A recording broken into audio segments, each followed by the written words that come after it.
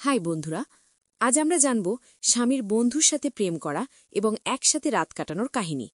গল্পটা পুরোপুরি শুনে যাবেন, এর মধ্যে আরও অনেক কিছু রয়েছে যেটা শুনে আপনি মজা পাবেন, তাই গল্পটা মাঝপথে ছেড়ে যাবেন না। মালতীর বর শ্যামল এর বন্ধু ছিল সুবীরবাবু।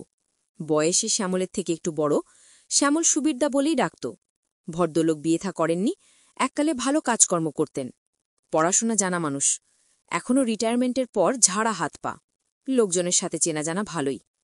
বর মারা যাওয়ার মাসখানেক পর বাজারে সুবীরবাবুর সাথে দেখা হতেই মালতী প্রায় ভেঙে পড়ল। সুবীরবাবু সব শুনে বললেন, সবই বুঝলাম, তা চালাবে কি করে তা ভেবেছ? মালতী জানায় যে সে দুটো লোকের বাড়ি বাসন মাজার কাজ নিয়েছে, কিন্তু তাতে কুলিয়ে উঠতে পারছে না। এর সাথে 2 মেয়ের পড়াশুনো। সুবীরবাবু আশ্বাস দিয়ে বলেন যে আমার বাড়িতেও তো কেউ নেই, আমার রান্না আর বাসন মাজার লোকের দরকার ছিল, তা তুমি যদি রাজি থাকো ভালোই মাইনে দেব। মাসে সব মিলিয়ে ধরো 2000, আশা করি তোমার কিছুটা উপকার হবে। মালতী যেন হাতে চাঁদ পায়। সুবীরবাবুর সাথে ওনার বাড়ি পথ ধরে বাড়ি চিনে আসবে বলে।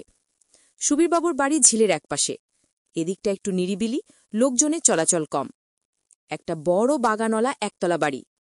সুবীরবাবুর বাড়ি পৌঁছে মালতীর মায়া হয়। আহারে, লোকটা একা একা কি করে থাকে, দেখারও কেউ নেই। সুবীরবাবু ঘরদর সব দেখিয়ে দেন। মালতী কৃতজ্ঞতায় বলে, আপনাকে যে কি বলে ধন্যবাদ দেব দাদা, আপনি আমার মেয়ে দুটোর খুব উপকার করলেন। সুবীরবাবু বলেন, আরে ঠিক আছে, এক কাজ করো, তুমি বলছিলে না যে তোমার মেয়েদের টিউশন বন্ধ হয়ে গেছে, আমার কাছেই তো পাঠিয়ে দিতে পারো। আমি এককালে সায়েন্সের স্টুডেন্ট পড়াতাম, আমি সামনে দিতে পারব। মালতী ভরসা পায়, সাহস করে বলে, তা কত দিতে হবে মাইনে?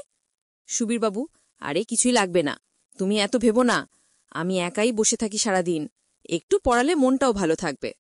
কৃতজ্ঞতায় মালতীর চোখে জল চলে আসে। আপনাকে যে কি বলে ধন্যবাদ দেব, আপনার জন্য কিছু যদি করতে পারতাম।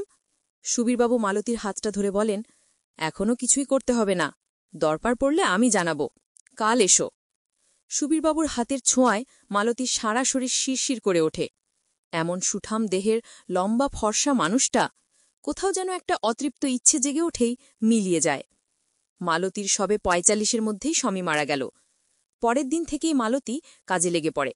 সকালে গিয়ে ঝাড়পোঁছ, ঘর মোছা, রান্না সেরে রেখে বাড়ি ফেরে। বিকেলে ছোট মেয়েটাকে নিয়ে যায় সুবীরবাবুর বাড়ি। ছোট মেয়ে সুমনাকে দেখে সুবীরবাবুর চোখে একটা ঝিলিক দিয়ে যায়, ঠিক এরকমটাই চাই তার। জ্ঞানবুদ্ধি এখনো তেমন হয়নি, কিন্তু শরীরের বার এসছে। সুবীরবাবু পড়াশোনার সব খবর নিয়ে সুমনাকে রোজ বিকালে পড়তে আসতে বলেন। পরের দিন থেকেই সুমনা পড়তে যায়। সুবীর জেঠু পড়ায় ভালোই, ওর এবার বুঝতে অনেক সুবিধা হচ্ছে। মাঝখানে টিউশনের অভাবে পড়াই হচ্ছিল না ঠিকমতো করে ওর। সন্ধেবেলা সুমনা পড়ছিল। আজ লোডশেডিং চলছে, এখন শীতকাল, এদিকটায় জঙ্গল বেশি বলে মশাও বেশি। সুমনা পড়ছে কম, মশা তাড়াচ্ছে বেশি। একটা মশা সুমনার পিঠে বসতেই সুবীরবাবু হাত দিয়ে মেরে দেন, আবার একটা পায়ে বসতেই সেটাও মেরে দেন। সুমনার বেশ ভালো লাগে, জেঠু ওর পড়ার সুবিধার জন্য কত খেয়াল রাখেন। সুবীরবাবু ওর পিঠে হাত রেখে ওকে বোঝাতে থাকেন, মাঝে মাঝে পিঠে আলতো হাত বোলান। আরও মশা কামড়াতে বলেন, এক কাজ কারমো না, এখনও তো একটু শীত পড়েছে, এক কাজ করি, তুই আমি একটা চাদরের মধ্যে বসি, তাহলে মশা এত কামড়াবে না। সুমনা এক কথায় রাজি। সুবীরবাবু বলছেন, ওর শরীরের গঠন আসতে শুরু করলেও বুদ্ধি এখনও কাঁচা। সুবীরবাবু একটা চাদর নিয়ে সুমনার পেছনে ঘেঁষে বসে সামনের দিক থেকে ওকে চাদরে জড়িয়ে নেন। সুমনারও চাদরের মধ্যে এসে ভালোই লাগে, জেঠুর গা ঘেঁষে বসে। সুবীরবাবু পড়াতে পড়াতে সুমনার খাইয়ের উপর ডান হাতটা রাখেন। আগে একটু ধীরে ধীরে এগোতে হবে, কচি মেয়ে, ভয় পেয়ে চ্যাভ্যা করলে কেলেঙ্কারি হবে। সুমনা কিছুই বলে না, সাহস পেয়ে আরেকটু পেছন থেকে চেপে বসেন। কচি পোঁচটা ছোঁয়া পাচ্ছেন তিনি এখন, কিন্তু তার আগে যেটা ইচ্ছে সেটা হলো ওপরে বুকের ফুল দুটো ছুঁয়ে দেখা। আস্তে আস্তে কথা বলতে বলতে বা হাতটা সুমনার হাতের মাঝখান থেকে ওপরে উঠিয়ে আলতো করে বুকের ওপর রাখেন। সুমনা অবাক হয়ে পড়া থামিয়ে দেয়। সুবীরবাবু থতমত খেয়ে বলেন যে, বলছিলাম কি, তুই চাদরের মধ্যে আরও ঢুকে আয়, শীতে লাগবে। সুমনা বলে, তাহলে তো আমাকে তোমার কোলের মধ্যে বসতে হবে। হ্যাঁ, তাই বস না। ঠিক আছে। সুমনা এক কথায় রাজি, উঠে জেঠুর কোলের মধ্যে বসে। সুবীরবাবু সারা শরীরে সেক্স জাগার দিয়ে ওঠে। মনে মনে বলেন, খুব ভালো, খুব ভালো, এদিকে সুমনার কচি পোদের ছোঁয়া পেয়ে বারাখান তরতরিয়ে খাড়া হতে শুরু করেছে। এবার তিনি আরও সাহস করে সুমনাকে পেছন থেকে জড়িয়ে ধরেন। একটু চুপ করে গিয়ে সুমনা বলে, জানো জেঠু, তোমার গায়ের গন্ধটা না ঠিক আমার বাবার মতো। সুবীরবাবু, তোর ভালো লাগছে? সুমনা, হ্যাঁ খুব। সুবীরবাবু এবার আরও সাহস পান। যাক, ঠিকঠাক লাইনেই এগোচ্ছে। এবার সুমনাকে জড়িয়েছেকেই ডান হাতের থাবাটা বাঁ দিকের চুচির ওপর রাখেন। বেশ নরম রসবে বড় হতে শুরু করেছে। সুমনা কিছুই বলে না। সুবীরবাবু ধন্ধ লাগে, হাত সরিয়ে নেন। প্রথম দিন বেশি চাপ দিয়ে লাভ নেই, আজকের মতো থাক। সুমনাকে বলেন, যা বাড়ি যা, কাল তাড়াতাড়ি আসবি, আজ রাত হয়ে যাচ্ছে। সুমনা উঠে পড়ে। পরের দিন সুমনা পড়তে আসার আগে সুবীরবাবু ওনার সিল্কের লুঙ্গিটা পরে তৈরি হয়ে নেন। আজ আর পায়জামা নয়, আজ একটু খেলতে হবে কচিমালটাকে নিয়ে। সুমনা এসেই বলে, জেঠু, আজও কালকের মতো খাটে তোমার সাথে বসে পড়ব, নিচে বসলে মশা কামড়ায়। সুবীরবাবু মনে মনে হাসেন, ভালোই তো। আজ চাদরের মধ্যে বসিয়ে ওকে কোলের ওপর টেনে নেন। সিল্কের লুঙ্গির মধ্যে জাঙ্গিয়া ছাড়া অবস্থায় বাড়াটা আজ ভালোই ফুলে ফেপে উঠেছে।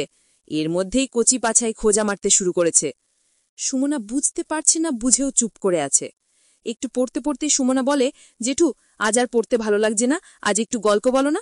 সুবীরবাবুও যেন এটাই চাইছিলেন। ধুত্তর পড়াশুনো, তিনি ভাবছেন কতক্ষণ একটু হাতের সুখ করবেন। সুমনাকে বলেন, এক কাজ কর, সামনের দিকে ঘুরে বস, গল্প বলতে সুবিধা হবে। সুমনা ওর কোলের মধ্যেই সামনের দিকে ঘুরে যায়। তারপর বলে, তুমি কালকের মতো একটু করো না, আমার খুব ভালো লাগে। কিরকম বলো?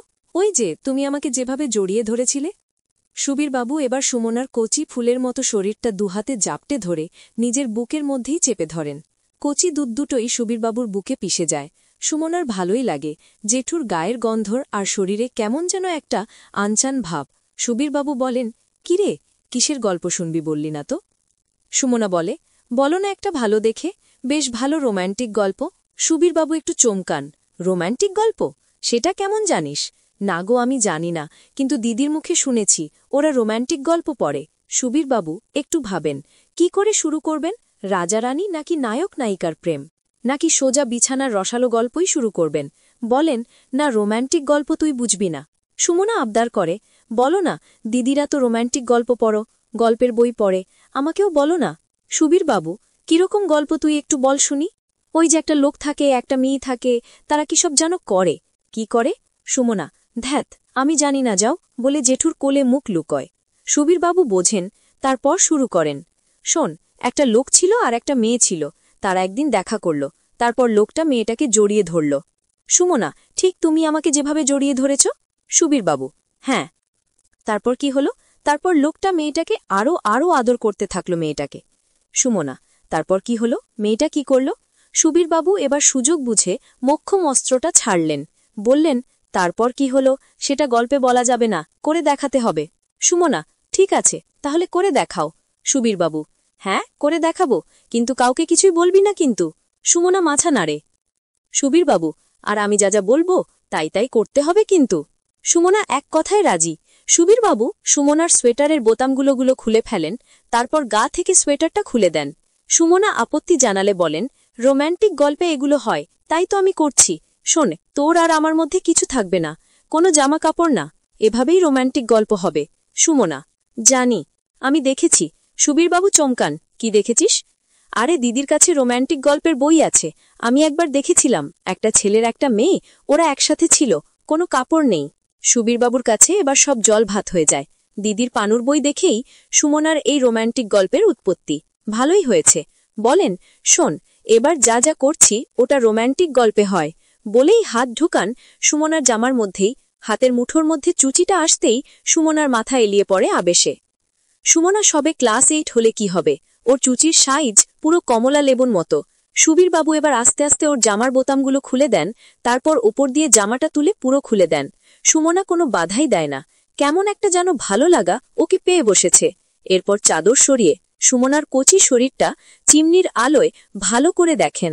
সদ্য ফোটা ফুলের মতো সুমনার চুচি দুটো বেড়ে উঠেছে, পুরো কমলা লেবুর মতো গোল আর খাড়া, আর নিজেকে সামলাতে পারেন না। দুহাতে শরীরটাকে টেনে মুখটা গুজে দেন তুলতুলে চুচি দুটোর মাঝে, তারপর নাক মুখ দিয়ে ঘষতে শুরু করেন। ও জেঠু, কি করছো? আমার খুব ভালো লাগছে। সুমনা ওর কচি শরীরটাকে সুবীরবাবুর মতো একটা পৌরর হাতে ছেড়ে দিয়েছে। এবার একটা চুচিতে মুখ লাগিয়ে চুষতে শুরু করেন। ছোট্ট বোটার ওপর জিভের চুষণে সুমনার শরীরটা তীর তীর করে কাঁপতে থাকে। ও জেঠু, আরো আদর করো, আরো করো। সুবীরবাবু, করছি তো সোনা। কেমন লাগছে এই রোম্যান্টিক গল্পটা? খুব ভালো। ওহ, খুব ভালো। সুবীরবাবু এবার বাঁ দিকের চুচিটা ছেড়ে ডান দিকেরটায় মুখ লাগান। কমলা লেবুর সাইজের চুচি প্রায় পুরোটাই মুখের মধ্যে পুরে ফেলেন। কতকাল এমন সুখ নেননি। আহ, এমন কচিমাল তার এই 58 বছরের জীবনে কমই পেয়েছেন। জোরে জোরে চুষতে থাকেন। সুমনা আহ করেই চলেছে। চোষাচুষি করতে করতেই খেয়াল হয় নিচে লুঙ্গির মধ্যে তার বাড়া বাবা জীবনের অবস্থা এর মধ্যে খারাপ। ফুলে উঠে ফোঁস করছে। লুঙ্গির মধ্যে দিয়ে হাত গলিয়ে ধরতেই সারা হাত আঠা আঠা হয়ে যায়। বাড়ার জল। এরপর যেটা চাই সেটা হলো একটা কচি গুদ।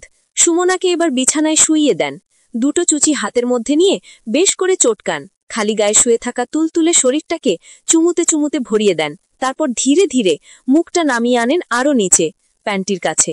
সবুজ রঙের প্যান্টিটাকে সুমনা এর মধ্যেই ভিজিয়ে ফেলেছে নিজের অজান্তে। সুবীরবাবু প্যান্টিতে নাক ঠেকিয়ে কচি গুদের সোনা গন্ধ নেন।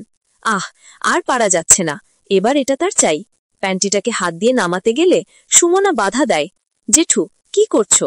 আদর করছি সোনা। এবার তোমার নিচের সোনাটাকে আদর করব। কিছু হবে না তো জেঠু? না মোনা, দেখো আরো আরাম লাগবে বলে আর সুমনার আপত্তি না শুনে 2 হাতে টেনে নামিয়ে দেন প্যান্টিটা। একেবারে কচি আচোদা গুদ। আর থেমে থাকা কেন? সুবীরবাবু মুখটাকে কচি গুদের মধ্যে ঠেসে ধরেন। ঠোঁট জিভ দিয়ে গুদের পাপড়ি কোণ চুষতে থাকেন। সুমনা আরামে ছটফট করতে শুরু করেছে। এরকম সুখ যে ওর প্রথম জানা। ভোস করে গুদের জল ছাড়তে থাকে আর সেটা চুষে চেটে সাফ করেন সুবীরবাবু। এরপর নিজের জিভটাকে গুদের ছোট্ট ফুটোটার মধ্যেই ঢোকাতে যেতেই সুমনা কৌকিয়ে ওঠে। লাগছে জেঠু? সুবীরবাবু এবার থমকান। না, বেশি বেশি হয়ে যাচ্ছে। নিজের শরীরের খিদে মেটাকে গিয়ে বিপদ ডেকে আনছেন। এতটুকু মেয়ের আঁচোদা গুদে বাড়া ঢোকাতে গেলে কেলেঙ্কারি হবে। এখনো সিল অটুট আছে, ঢোকালে রক্তারক্তি কেস। কিন্তু এই দিকে তার বাড়াটাও আর মানছে না। কি করা যায়? ল্যাম্পের আলোটা আরেকটু উস্কে দিয়ে সুমনাকে বলেন, কি কেমন লাগলো রোমান্টিক গল্প? সুমনা উঠে বসেছে, বলল, খুব ভালো জেঠু। কিন্তু তুমি তো আমাকে পুরো ল্যাংটো করে দিয়েছ। খুব দুষ্টু তুমি। সুবীরবাবু, হ্যাঁ, এরকম রোমান্টিক গল্প এভাবেই তো জানতে হবে। তা আমি তো তোকে বললাম, তুই আমাকে কিছুই বলবি না। সুমনা, আমি কি বলবো? ও বুঝছি, মানে তুমি বলছো আমিও কিছু করি তোমাকে। সুবীরবাবু, হ্যাঁ, কিন্তু কি করবি? আচ্ছা দাঁড়া, এক কাজ করা যাক, তোকে একটা জিনিস দেখাবো, কাউকে বলতে পারবি না কিন্তু। সুমনা বাধ্য মেয়ের মতো ঘাড় নাড়ে। সুবীরবাবু এবার সিল্কের লুঙ্গিটাকে গিট খুলে ছেড়ে ফেলেন। ছাড়তেই লম্বা ফনাতনা সাপের মতো লকলকে বাড়াটা যেন লাফিয়ে ওঠে। সুমনার জীবনে এই প্রথম কোনো পুরুষের বাড়া দেখা, তাও আবার এত কাছ থেকে। অবাক হয়ে হ্যাঁ করে তাকিয়ে থাকে। চোখের পলক পড়ে না। এটা কি জেঠু? এটা একটা জিনিস। এটাকে বলে ছোট ভাই। এটা বউ ছেলেদের থাকে। খাটে উঠে সুমনার মুখের কাছে যান। সুমনার একটা হাত দিয়ে বাড়াটা ধরিয়ে দেন। গরম বাড়াতে হাত লাগতেই সুমনা ভয়ে হাত সরিয়ে নেয়। ঘন পাকা লোমের মধ্যে পাকা কলার মতো বাড়াটা তখন অল্প অল্প লাফাচ্ছে আর মুখ দিয়ে রস পড়ছে। মালের বয়সে একটু বেশি হলে বা চোদানো গুদ থাকলে এত ভাবতে হতো না। এই বাড়া এতক্ষণে গুদের রসে হাবুডুবু খেত।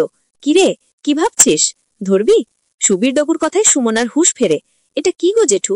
এটার মাথায় রস রস মতো। এটাকে বলে মাল। বাড়া মানে ছোট ভাইয়ের থেকে এটা বেরোয়। এটা খেতে দারুণ, খাবি? সুমনা, হ্যাঁ দাও। সুমনাকে খাটের মধ্যে ঠেলে শুইয়ে দেন। তারপর 2 পা 2 পাশে দিয়ে বাড়াটাকে নিয়ে গিয়ে ধরেন সুমনার মুখের সামনে। নে, হ্যাঁ কর, হ্যাঁ কর। সুমনা ছোট্ট করে হ্যাঁ করতেই বাড়াটাকে ঠেসে অর্ধেকটা ঢুকিয়ে দেন মুখের মধ্যে। সুমনা মুখ ভর্তি আত্মবড় বাড়া নিয়ে খাবি খায়। চুষবে কি? সুবীরবাবু আর পারছেন না। এবার তাড়া লাগান। নে, চোষ চোষ, জোরে জোরে চোষ। ছোট ভাইকে আদর করে দে ভালো করে। সুমনা প্রাণপণে চুষতে থাকে। মুখের মধ্যে কেমন টকটক স্বাদ। সুবীরবাবু এবার বাড়াটাকে আরো ঠেসে ধরেন। আহ আহ, ছাল ওঠা বাড়ার মুন্ডিটায় গরম জিভের ছোঁয়ায় যেন স্বর্গ সুখ পাচ্ছেন। চোদার সুখ হয়তো সুমনা দিতে পারবে না, কিন্তু এই তো কম কি। এই দিকে 58 বছরের এক লোকের বিশাল বাড়াটা প্রাণপণে চুষে চলেছে। এই তো তার জীবনের যৌন সুখের শুরু। এই তো তার প্রথম বাড়ার স্বাদ নেওয়া।